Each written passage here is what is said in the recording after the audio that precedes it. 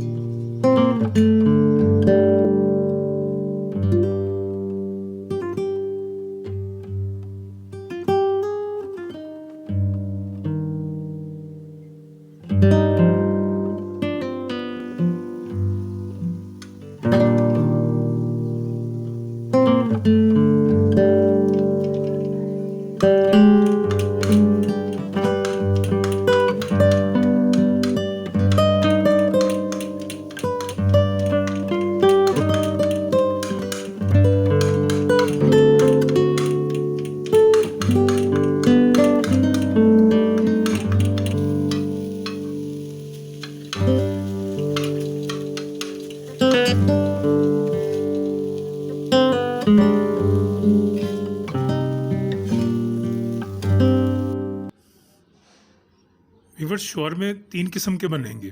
एक अंडे वाला, एक चिकन और सैलड को हम फ्राई करेंगे और एक जो रेगुलर जो मिलता है उस तरीके से तैयार होगा।